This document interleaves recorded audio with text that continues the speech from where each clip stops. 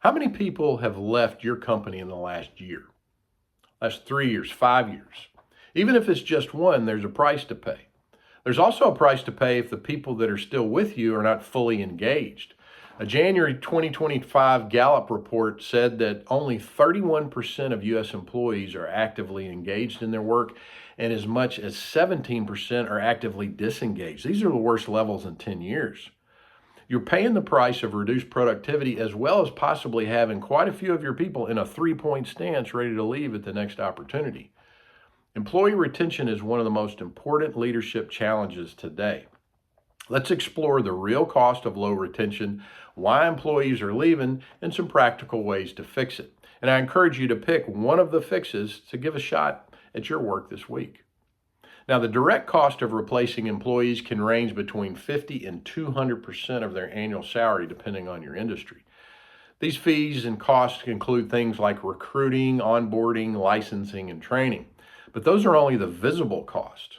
There are hidden ones as well, things like lost time and productivity, strained customer relationships, loss of institutional knowledge, and weakened overall morale because their friends are leaving. Every departure takes a piece of your culture and momentum with it. So let's talk about why do good employees leave. Many companies conduct exit interviews, but the results are mixed. Occasionally they reveal deeper issues, but more often than not, they just turn into venting sessions about poor management. You've probably heard the saying, people don't leave companies, they leave their managers. For my work coaching clients in a variety of different sized organizations, I've determined there are generally two reasons why people leave. Number one are the circumstances, things like isolation, anonymity, and lack of personal development and professional development as well. Secondly, there's management style, which includes things like poor communication, intimidation, and lack of overall purpose. This is part one. We're going to talk about circumstances. Part two, we'll talk about the management style. So let's talk about isolation. Remote and hybrid work are now the norm. While flexible work has its advantages, it often breeds disconnection and loneliness. Without those casual hallway conversations or impromptu brainstorming sessions, collaboration and camaraderie tend to suffer. Ask yourself, how isolated are my people? Also, anonymity. When employees feel invisible, engagement plummets. That same Gallup poll found that 39% of employees strongly agree that someone at work cares about them as a person. That's 69% don't think so. That's down from 47% just 4 years ago. When people don't feel known, they're less loyal and more open to greener grass and greener pastures. Meaningful relationships at work drive belonging and retention. So ask yourself, are my people known, really known at work? Then lack of development. Your best people are not going to stay stagnant. They crave growth, learning, and opportunity. Yet only 30% of employees report that someone at work encourages their development.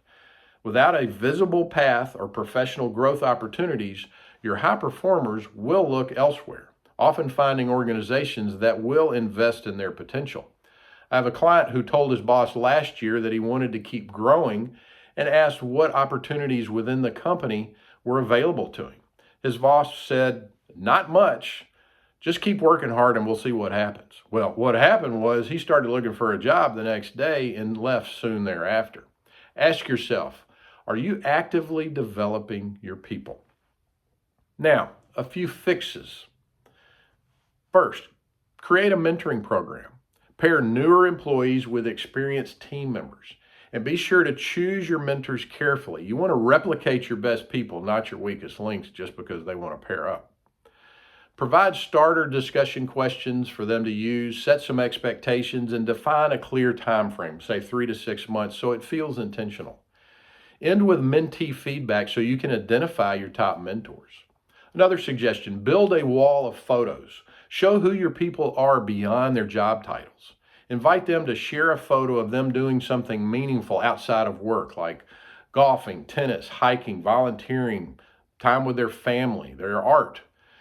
Whether you post it physically on a wall at work or virtually, this promotes human connection and sparks some real conversations. Also, conduct stay interviews. Don't wait for those exit interviews. Instead, ask your best people why they continue to work there and what would make work even better. This simple shift turns retention into a proactive relationship building practice. Also, invest in professional development. Create an internal program that shows that you care about your people's progress, whether they stay or whether they leave. This could include leadership coaching, workshops, or online courses. This reminds me of the CFO who asked his CEO, "What if we invest in our people and they leave?" And the CEO responded, "What if we don't and they stay?" While no one likes seeing their best people leave, it takes some of the sting out of it when the reason behind it is to expand their experience, not because the circumstances within your company drove them to it. Now, a final thought. Isolation, anonymity, and stagnation are silent killers of engagement. Fixing them takes intention, but not perfection. So start with one change this week that you just heard. And I'd love to hear your ideas on how you've addressed these challenges in your organizations. Comment below and share what's worked for you. Now watch for part 2, where we'll explore how management style can drive your best people away and what to do about it.